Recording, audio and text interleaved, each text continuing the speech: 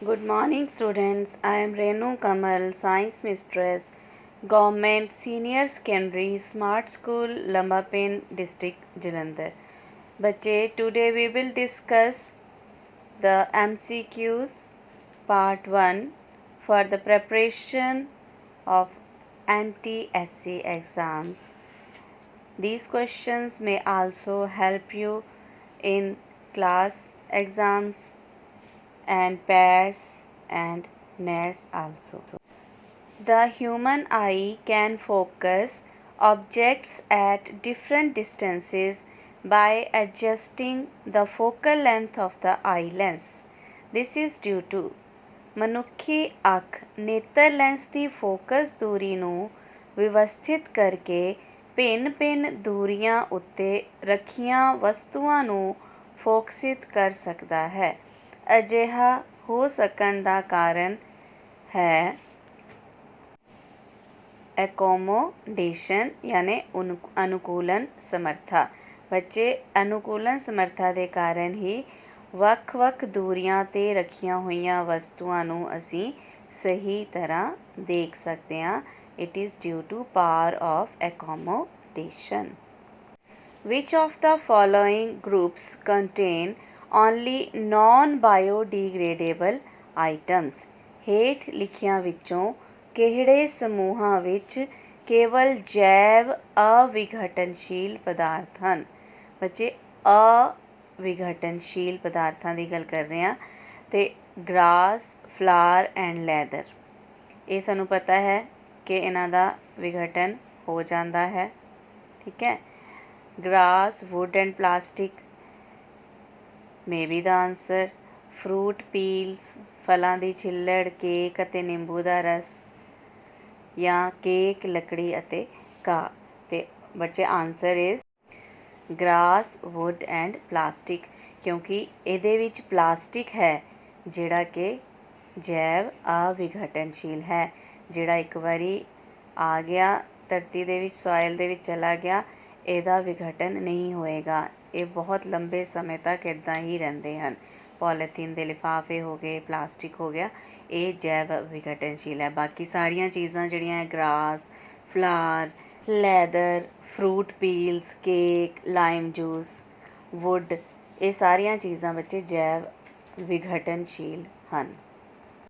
So answer is grass, wood and plastic, ਘਾਹ, ਲੱਕੜੀ ਅਤੇ plastic. The least distance of distinct vision for a young adult with normal vision is about.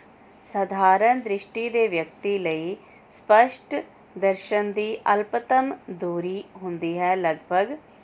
ਬੱਚੇ, ਇਹ ਅਸੀਂ ਜਦੋਂ discuss ਕੀਤਾ ਸੀ ਲੈਸਨ ਉਦੋਂ ਹੀ ਕੀਤਾ ਸੀਗਾ। Answer is 25 centimetre. ਇਹ ਜਿਹੜੀ ਹੈ least distance of distinct vision ਹੁੰਦਾ ਹੈ। A person met with an accident in which two long bones of hand were dislocated. Which among the following may be the possible reason? ਇੱਕ ਵਿਅਕਤੀ ਦੀ ਦੁਰਘਟਨਾ ਵਿੱਚ ਹੱਥ ਦੀਆਂ ਦੋ ਲੰਬੀਆਂ ਹੱਡੀਆਂ ਟੁੱਟ ਗਈਆਂ। ਹੇਠਾਂ ਵਿੱਚੋਂ ਕਿਹੜਾ ਸੰਭਾਵਿਤ ਕਾਰਨ ਹੋ ਸਕਦਾ ਹੈ? Answer is ligament break, ligament ਦਾ ਟੁੱਟਣਾ। ਕਿਉਂਕਿ ਬੱਚੇ ਤੁਹਾਨੂੰ ਪਤਾ ਹੀ ਹੈ ਕਿ ਲਿਗਾਮੈਂਟ ਕੀ ਹੁੰਦਾ ਹੈ? ਜਿਹੜਾ ਬੋਨਸ ਨੂੰ ਬੋਨਸ ਦੇ ਨਾਲ ਜੋੜਦਾ ਹੈ। ਔਰ ਟੈਂਡਨਸ ਕੀ ਹੁੰਦਾ ਹੈ? ਜਿਹੜਾ ਮਸਲਸ ਨੂੰ ਬੋਨਸ ਦੇ ਨਾਲ ਜੋੜਦਾ ਹੈ। ਤੋ ਕਿਉਂਕਿ ਬੋਨ ਟੁੱਟੀਆਂ ਹੈ, ਦੋ ਲੰਬੀਆਂ ਡਿਸਲੋਕੇਟਡ ਹੋ ਗਈਆਂ ਹੈ ਬੋਨਸ ਹੈਂਡਸ ਦੀਆਂ, ਇਸ ਕਰਕੇ answer is C, ligament break ਯਾਨੀ ਲਿਗਾਮੈਂਟ ਦਾ ਟੁੱਟਣਾ। Note the relationship between the first pair of word and accordingly fill the blank. Plasma related to blood, ਜਿਵੇਂ ਕਿ ਤੁਸੀਂ ਡਾਇਗਰਾਮ 'ਚ ਦੇਖ ਰਹੇ ਹੋ ਕਿ ਪਲਾਜ਼ਮਾ ਦਾ ਬਲੱਡ ਨਾਲ ਕੀ ਰਿਸ਼ਤਾ ਹੈ। ਠੀਕ ਹੈ, ਕਿ ਅਗਰ ਪਲਾਜ਼ਮਾ ਹੈ ਤਾਂ ਬਲੱਡ ਦੇ ਵਿੱਚ ਪਲਾਜ਼ਮਾ ਜਿਹੜਾ ਹੈ ਜ਼ਿਆਦਾ ਹਿੱਸਾ ਹੁੰਦਾ ਹੈ। ਇਸੇ ਤਰ੍ਹਾਂ ਐਕਸੋਨ ਕਿਸ ਦਾ ਜ਼ਿਆਦਾ ਹਿੱਸਾ ਹੈ, ਇਹ ਆਪਾਂ ਆਨਸਰ ਦੇ ਵਿੱਚ ਦੱਸਣਾ ਹੈ। ਹਾਂਜੀ ਬੱਚੇ, ਆਨਸਰ ਇਜ਼ ਨਿਊਰੋਨ, ਕਿਉਂਕਿ ਨਿਊਰੋਨ ਦਾ ਜਿਹੜਾ ਜ਼ਿਆਦਾਤਰ ਲੰਬਾ ਹਿੱਸਾ ਜਿਹੜਾ ਸੈਂਟਰ 'ਚ ਯੈਲੋ ਪੋਰਸ਼ਨ ਨਜ਼ਰ ਆ ਰਿਹਾ ਹੈ ਉਹ ਕੀ ਹੈ? ਐਕਸੋਨ। ਅਤੇ ਐਕਸੋਨ ਜਿਹੜਾ ਹੈ ਉਹ ਕਿਹਦੇ ਨਾਲ ਰਿਲੇਟਡ ਹੋਏਗਾ? ਨਿਊਰੋਨ ਨਾਲ। Which of the following indicates the relative randomness of particles in the three states of matter? ਹੇਠਾਂ ਵਿੱਚੋਂ ਕਿਹੜਾ ਪਦਾਰਥਾਂ ਦੀਆਂ ਤਿੰਨ ਅਵਸਥਾਵਾਂ ਵਿੱਚ ਕਣਾਂ ਦੇ ਵੱਧਦੇ ਹੋਏ ਆਕਰਸ਼ਣ ਨੂੰ ਦੱਸਦਾ ਹੈ?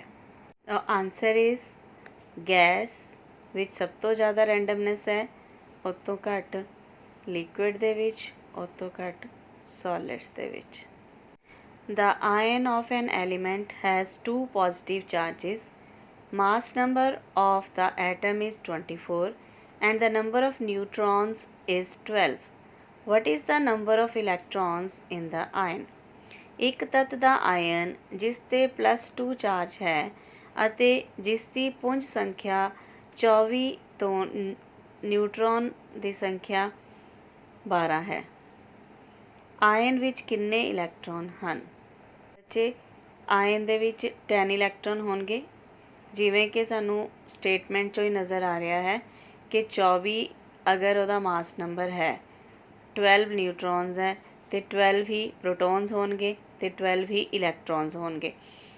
ਇਹਦਾ ਮਤਲਬ ਹੈ ਮੈਗਨੀਸ਼ੀਅਮ ਆਇਨ, ਲੇਕਿਨ ਉਹਨੇ ਕਿਹਾ ਉਹਦੇ 'ਤੇ 2 ਪੋਜ਼ੀਟਿਵ ਚਾਰਜ ਹੈ। 2 ਪੋਜ਼ੀਟਿਵ ਚਾਰਜ ਦਾ ਮਤਲਬ ਹੈ ਕਿ ਉਹਨੇ 2 ਇਲੈਕਟ੍ਰੋਨਸ ਜਿਹੜੇ ਡੋਨੇਟ ਕਰਤੇ ਹੋਏ ਹੈ, ਇਸ ਕਰਕੇ ਉਹਦੇ 'ਤੇ 2 ਪੋਜ਼ੀਟਿਵ ਚਾਰਜ ਆਇਆ। ਅਤੇ ਜੇ ਉਹਨੇ 2 ਡੋਨੇਟ ਕਰਤੇ ਹੈ ਅਤੇ ਪਹਿਲੇ 12 ਇਲੈਕਟ੍ਰੋਨ ਸੀਗੇ, ਹੁਣ ਕਿੰਨੇ ਰਹਿ ਗਏ? 10 electron. So answer is 10. The first model of an atom was given by. ਪਰਮਾਣੂ ਦਾ ਸਭ ਤੋਂ ਪਹਿਲਾ ਮਾਡਲ ਕਿਸ ਨੇ ਦਿੱਤਾ ਸੀ? ਬੱਚੇ ਸਭ ਤੋਂ ਪਹਿਲਾ ਮਾਡਲ ਦਿੱਤਾ ਸੀਗਾ ਜੇ ਥੋਮਸਨ ਨੇ। ਉਹਨਾਂ ਨੇ ਦੱਸਿਆ ਸੀ ਪਲਮ ਪੁਡਿੰਗ ਮਾਡਲ, ਜਿਹਦੇ ਵਿੱਚ ਜਿੰਨੇ ਧਨ ਚਾਰਜ ਹੁੰਦੇ ਹਨ, ਜਿੰਨੇ ਪੋਜ਼ੀਟਿਵ ਚਾਰਜ ਹੁੰਦੇ ਹਨ, ਉਨੇ ਹੀ ऋण ਚਾਰਜ ਯਾਨੀ ਨੈਗੇਟਿਵ ਚਾਰਜ ਹੁੰਦੇ ਹਨ। ਅਤੇ ਜੇ ਥੋਮਸਨ ਨੇ ਦੱਸਿਆ ਸੀਗਾ ਕਿ ਜਿਹੜਾ as a whole atom is neutral because it has same number of positive charged particles and same number of negatively charged particles. The charge on an electron is equal to. ਇੱਕ ਇਲੈਕਟ੍ਰੋਨ 'ਤੇ ਕਿੰਨਾ charge ਹੁੰਦਾ ਹੈ?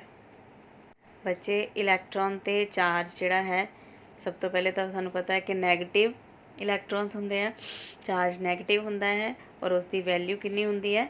-1.6 into 10⁻⁻19 coulomb. ਇਹ ਸਾਨੂੰ learn ਕਰਨੀ ਪਏਗੀ value. Which of the following isotope is used in the treatment of blood cancer? ਖੂਨ ਦੇ ਕੈਂਸਰ ਵਿੱਚ ਕਿਸ ਸਮਸਥਾਨਕ ਨਾਲ ਇਲਾਜ ਹੁੰਦਾ ਹੈ? ਬੱਚੇ ਫਾਸਫੋਰਸ 32 ਇਹ ਜਿਹੜਾ ਆਈਸੋਟੋਪ ਹੈ, ਇਸ ਨਾਲ ਬਲੱਡ ਕੈਂਸਰ ਦਾ ਇਲਾਜ ਕੀਤਾ ਜਾਂਦਾ ਹੈ। ਬੱਚੇ ਮੈਨੂੰ ਆਸ ਹੈ ਕਿ ਤੁਹਾਨੂੰ ਜਿੰਨੇ ਵੀ ਕੁਐਸਚਨ ਆਪਾਂ ਅੱਜ ਡਿਸਕਸ ਕੀਤੇ ਆ ਉਹ ਚੰਗੀ ਤਰ੍ਹਾਂ ਸਮਝ ਆ ਗਏ ਹੋਣਗੇ। So revise it again and get success in your life. All the best. Get scholarship. Thank you.